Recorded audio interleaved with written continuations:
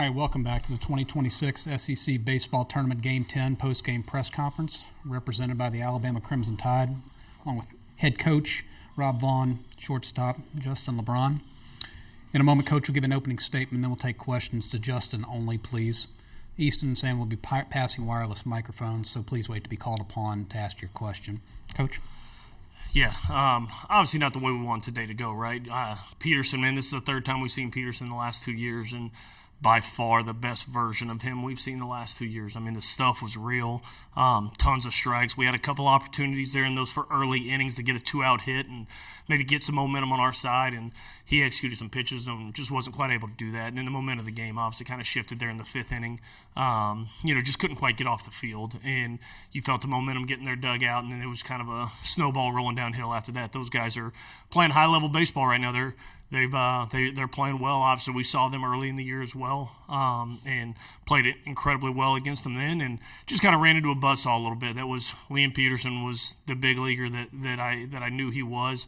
Unfortunately, the first two outings we didn't quite get that version of him. Today we did. So, got to credit Florida for coming out and being really good today, and just getting after us. So at the end of the day, we turn our attention to next week and everything that comes with that, and so excited for this journey with this group to continue.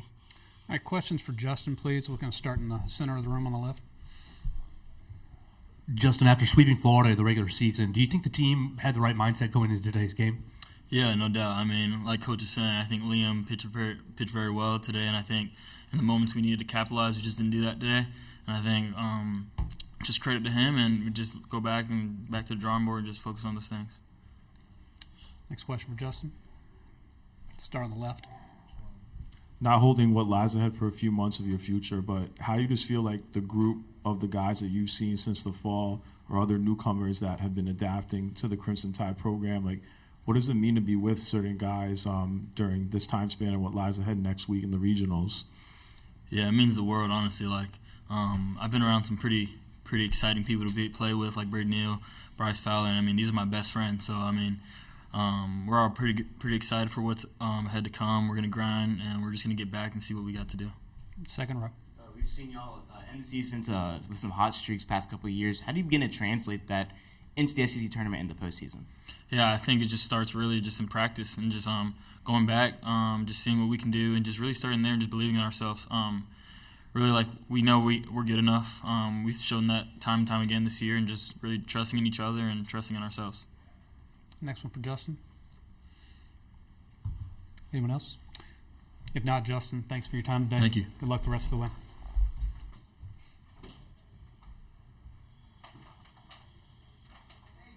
All right, if there are questions for Coach, please raise your hand. Start on the right side, third row. Coach, how do you make sure these guys just hit reset one game, get ready to go for the NCAA tournament?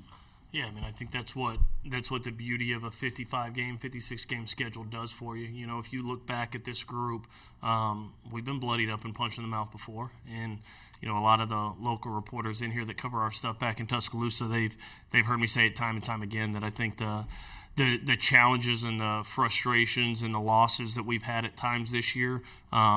This group has responded as good as any group I've ever coached when that happens, and you look at back-to-back 7-game win streaks in the SEC, like that don't happen in this league, and these guys have done that twice, and it's usually coming on the heels of kind of getting punched in the mouth. So this group's battle-tested, they're callous, they're hardened, and man, when you can roll out 3 starting pitchers like we can, like that can really extend the season as we go into this. So I think this group, obviously, we wanted to play better today. I thought the mindset was right. I thought everything was good today. We ran into a buzzsaw. I mean, Liam was something else today, and I referenced it back home when we played him before the season that we were facing a big leaguer, and we got him then. But God bless, man, that guy was a pretty darn good version of himself today. It was good stuff. It was no balls. I mean, he didn't put a guy on for free, and is touching 100 still in his last inning with 2 different breaking balls and mixing a change up there late. I mean, he was the difference maker in this game. And then they got a couple big 2-out hits there in the fifth that really kind of blew this thing open and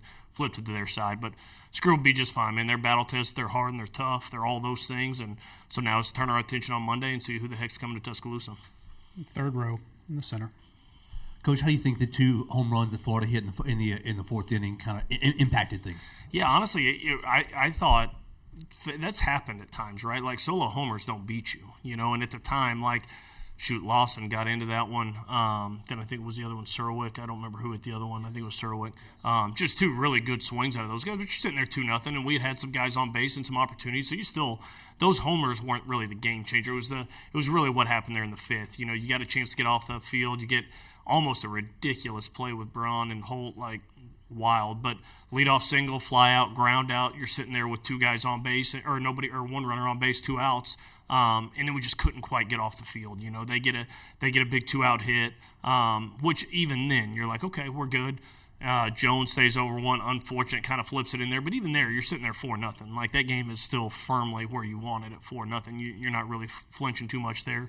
And then it was the next couple plays just not being able to get off. We kind of, I don't know, Braid had a tough time seeing it. I'm not sure if he just got a bad read on it. I'm not 100% sure. But obviously the triple followed up by the air that scored some runs just kind of blew it open on their side a little bit. And that's where the game changed. The homers I didn't think affected anything. That's part of the game. We've responded to that plenty of times. We just couldn't quite get off the field there in the fifth.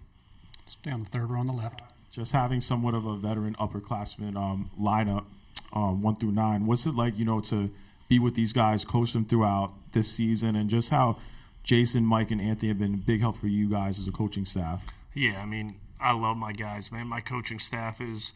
It sounds so cliche. I hate sitting up here saying, "Hey, we're all best friends." Like, that sounds so corny. But it's a great group of men. It really is, and the job Jason Jackson has done this year with his pitching staff is absolutely remarkable. He has done an incredible job of getting these guys ready to go. And there's no secret. That's been the one consistent piece of this team this year is what he's done with that staff, particularly those 3 starters. So, I think the staff feels the same way about this team. Like, this team is a fun team to be around every day because they're tough. They put the work in. They play hard. And man, they've been through some ups and downs. Like Kobe Bryant said in his retirement thing, right? It's about the journey. Like, that's the piece. And I think this group's got a lot of baseball left in front of them. But this is a group I'm going to remember for a long time, not because they've strictly done special things on the field. They have. 18 SEC wins, finishing 4th in the league, setting yourself up to do some really special things for the next 2 weeks. But what I'm going to miss most about them is the people they are, and being able to show up and work with Bryce Fowler every day, being able to show up and work with Brady Neal and Justin LeBron and Jason Torres, and you can go up and down that line, Tyler Fay, Zane Adams, Matt Heiberger. It's just such a joy to be around those guys every day, and they're giving this university every ounce of who they are. And we're fortunate that they're here, and, man, we're hoping we got about a month of baseball still in front of us. Toward the back on the left. Rob, Florida's had 30 hits the last 2 games. What's the difference in that lineup that you've seen from the first series to now? Well, I was hoping Faye was going to make some type of history and no-hit him a second time in a row. That would have been fun. They were actually funny when they got the first hit. They were screaming for the ball. It was actually pretty funny. But I think part of it is health. I think you look at it and obviously getting Lawson back healthy. Lawson missed most of that series against us, and that dude is a special hitter. But this game's so momentum-based, and you have a team that's playing good baseball right now, and, they've just continued to get better. It's the Kevin O'Sullivan factor, right? That's what his teams always do. That's a reason he's one of the best in the business of this. Is the last couple of years they've had kind of slow starts out of the gate, and it seems like he hasn't playing right this time of year, which our team's really no different. Our boys are playing at a high level of baseball this time of year too.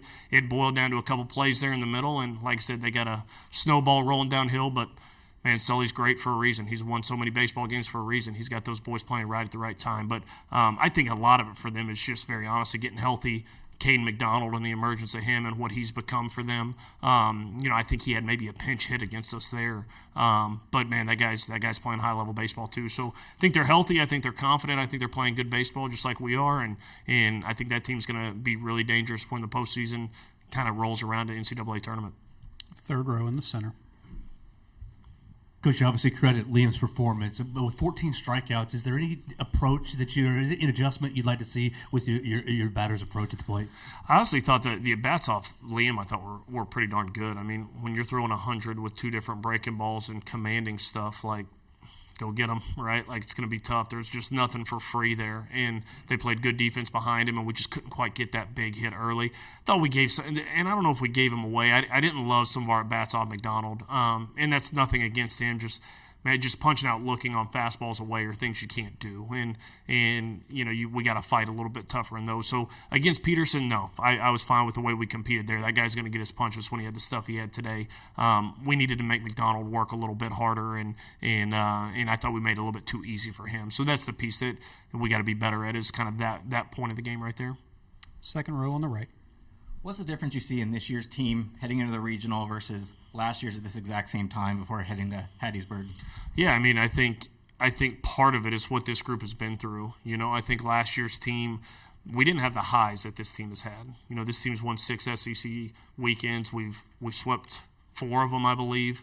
We've won 18 games. And this team's just battle tested. Like last year's group, we didn't get swept last year, which was great, and that's cool.